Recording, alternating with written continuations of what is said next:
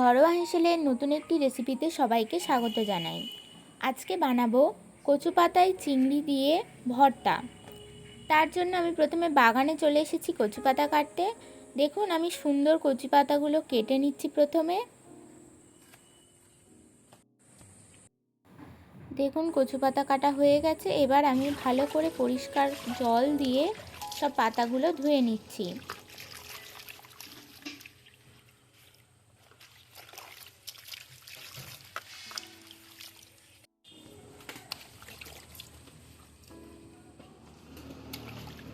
দেখুন এবার আমার কচু পাতাগুলো কিন্তু সব ধোয়া হয়ে গেছে। এবারে আমি কাঁচির সাহায্যে পাতার শিরাগুলো এইভাবে কেটে নিচ্ছি। আমি সব পাতার শিরাগুলো কেটে নেব।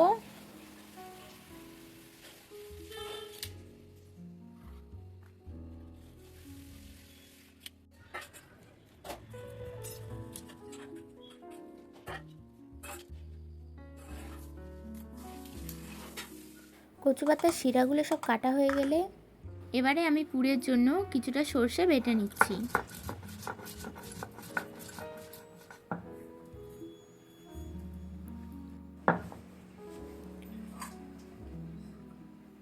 দেখুন আমার সর্ষেটা বাটা হয়ে গেছে। এবারে আমি রসুনগুলো একটু থেঁতো করে নিচ্ছি।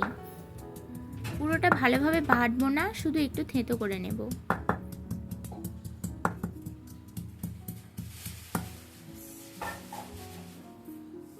রসুনটাও থেঁতো করা হয়ে গেছে। আর পুরের জন্য আমি নিয়ে নিয়েছি দুটো পেঁয়াজ আর 4-5টা চেরা কাঁচা লঙ্কা। এবার পুরের জন্য যে চিংড়ি মাছ নিয়েছি সেগুলোর খোসা ছাড়িয়ে নিচ্ছি। এখানে আমি 200 গ্রাম পরিমাণে চিংড়ি মাছ ব্যবহার করেছি। আর হ্যাঁ, আমি কিন্তু এখানে পদ্মমান কচুর পাতা ব্যবহার করেছি। আপনারা যে পাতাটা নেবেন সেটা কিন্তু ভালো করে দেখে নেবেন, কারণ সব কচু পাতা কিন্তু একই নয়। এমন কিছু কচু পাতা আছে যেগুলো খেলে কিন্তু গলা চুলকাতে পারে, তাই অবশ্যই পাতাটা কিন্তু দেখে শুনে নেবেন। দেখুন আমাদের চিংড়ি মাছগুলো এবার কিন্তু ছাড়ানো হয়ে গেছে। চিংড়ি মাছটাও ছাড়ানো হয়ে গেছে আর এদিকে আমাদের পুরের জন্য সমস্ত মশলাও রেডি। এবার আমি চিংড়ি মাছেতে দিয়ে দিলাম লবণ, 1 চামচ লবণ, 1 চামচ হলুদ গুঁড়ো আর সামান্য একটু লঙ্কার গুঁড়ো। এবারে আমি এটা ভালো করে মাখিয়ে নিচ্ছি। চলুন এবারে পুরটা বানিয়ে নেওয়া যাক। পুরে আমি পেঁয়াজের মধ্যে 1 চামচ লবণ দিয়ে দিলাম, আর দিলাম 1 চামচ হলুদ গুঁড়ো আর 1 চামচ শুকনো লঙ্কার গুঁড়ো। এখানে যেহেতু কাঁচা লঙ্কা আছে তাই আমি শুকনো লঙ্কার গুঁড়োটা কম করেই দিচ্ছি। এবারে আমি হাত দিয়ে ভালোভাবে মাখিয়ে নিচ্ছি। এই দেখুন রসুনটা দিলাম, সর্ষে বাটাটাও দিলাম, কাঁচা লঙ্কাটাও দিলাম। এবার সব কিছু ভালো করে মাখিয়ে নিচ্ছি একসাথে। আমি এখানে কচু পাতার ভর্তায় চিংড়ি ব্যবহার করেছি, আপনারা চাইলে কাঁকড়া বা ইলিশ মাছও ব্যবহার করতে পারেন। এবার এর মধ্যে দিয়ে দিলাম আমি সরিষার তেল। 3 চামচ পরিমাণে সরষের তেল দিয়েছি আমি। তারপরে আবার ভালো করে মাখিয়ে নিচ্ছি। এবার এর মধ্যে দিয়ে দেব চিংড়ি মাছগুলো। এবার সব কিছু একসাথে ভালো করে মাখিয়ে নিচ্ছি। দেখুন আমাদের পুরটা কিন্তু একদম রেডি হয়ে গেছে। এবারে আমি পাতাগুলো সুন্দর করে সাজিয়ে নেব। তার জন্য আমি প্রথমে ছোট পাতাগুলো বেছে নিয়েছি আর বড় পাতাগুলোও আলাদা করে বেছে নিচ্ছি।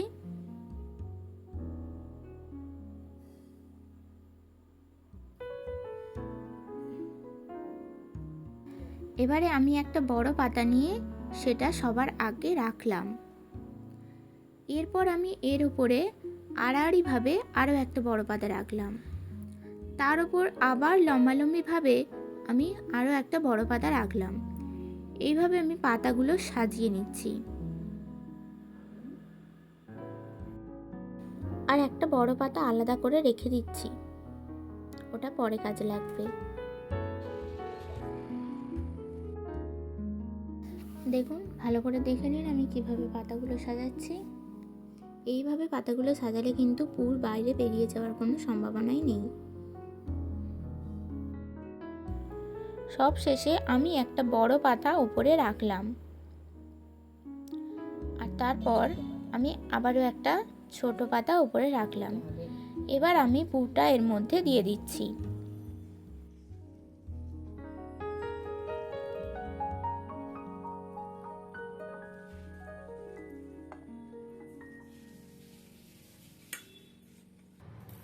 পুর দেওয়া হয়ে গেছে, এবারে পাতাগুলো ভালোভাবে মুড়ে নিতে হবে। দেখুন আমি কিভাবে মুড়ছি, এইভাবেই কিন্তু মুড়ে নিতে হবে, নয়তো পুর বাইরে বেরিয়ে যেতে পারে। এইভাবে ভালো করে চেপে ধরে সুন্দর করে কিন্তু মুড়ে নিতে হবে পাতাগুলো।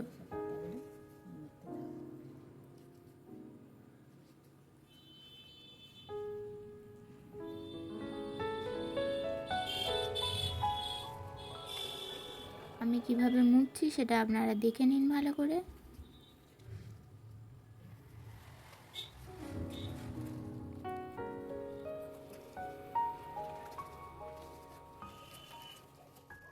প্রথমে বড় পাতাগুলো দিয়ে তারপর ছোট পাতাগুলো দিয়ে এইভাবে সুন্দর করে মুড়ে নিতে হবে, তবেই কিন্তু ভালোভাবে রান্না হবে ভেতরের পুরটা। দেখুন আমাদের সব পাতাগুলো কিন্তু মোড়া হয়ে গেছে। এবারে আমি আগে যে একটা পাতা রেখে দিয়েছিলাম আলাদা করে, সেই পাতাটা উপরে দিলাম, দিয়ে ভালোভাবে ধরে উল্টে দিলাম, দিয়ে এবার ওই পাতাটা ভালোভাবে মুড়ে নিয়ে এবারে এটা একটা সুতো দিয়ে শক্তভাবে বেঁধে দিতে হবে। আমি এখানে একটা পরিষ্কার কাপড়ের অংশ ব্যবহার করছি। দেখুন এই কাপড়ের অংশটা দিয়ে আমি এটা শক্তভাবে ভালো করে বেঁধে দিচ্ছি। আপনারা দেখে নিন কিভাবে বাঁধছি। এইভাবে বাঁধলে কিন্তু পাতাটার খুলে যাবার কোনো সম্ভাবনা থাকবে না।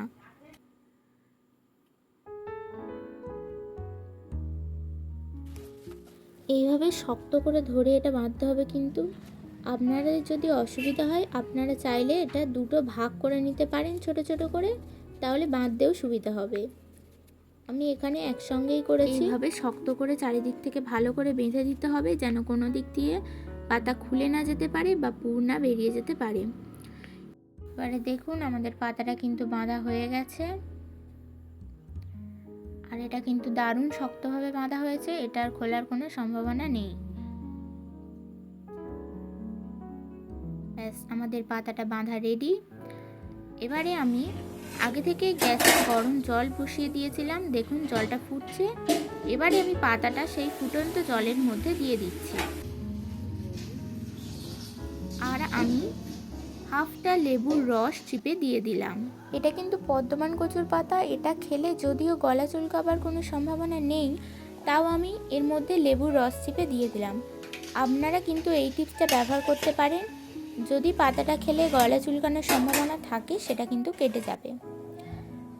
এবার এটা 5 মিনিট ফোটার পর আমি চামচ দিয়ে একটু উল্টে দিচ্ছি এটা। এবার আমি আবার ঢাকাটা চাপা দিয়ে দিলাম। এবার আমি এটা 20 মিনিটের জন্য ভাপাতে দিলাম। 20 মিনিট পর আমি ঢাকাটা খুললাম, দেখুন এবার পাতাটা কিন্তু ভালোভাবে সেদ্ধ হয়ে গেছে। আর আপনারা কিন্তু চাইলে এই রেসিপিটা প্রেসার কুকারেও করতে পারেন। আমার কাছে বড় প্রেসার কুকার ছিল না, তাই আমি হাঁড়িতে করে করেছি। এবার আমি এটা নামিয়ে নিলাম। এবার হাঁড়ি থেকে নামিয়ে নেওয়ার পর জল ঝরানোর জন্য আমি একটা ঝুড়ির ওপরে এটা বসিয়ে দিলাম। তারপর জল ঝরে গেলে ঝুড়ি থেকে আমি প্লেটে তুলে নিলাম। এবারে আমি বাঁধনটা খুলব।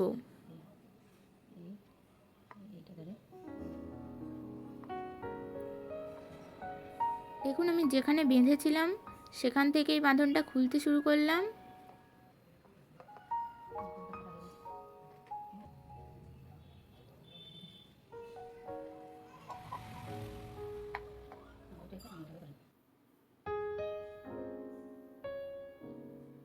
এবারে দেখুন আমি পাতাগুলো এক এক করে খুলছি।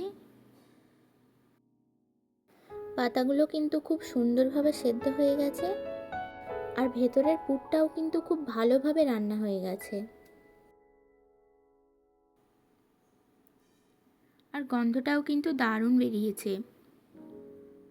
এই দেখুন চিংড়িগুলো কিন্তু পুরোপুরি সেদ্ধ হয়ে গেছে। এবারে আমি এর উপরে কাঁচা সর্ষের তেল একটু ছড়িয়ে দিচ্ছি। যে কোনো ভর্তার ওপরেই কাঁচা তেল দিলে কিন্তু দারুণ একটা স্বাদ আসে, সেই জন্য আমি একটু ওপর থেকে কাঁচা তেল ছড়িয়ে দিলাম। আর এবারে আমি হাত দিয়ে সব কিছু একসাথে ভালোভাবে মাখিয়ে নিচ্ছি।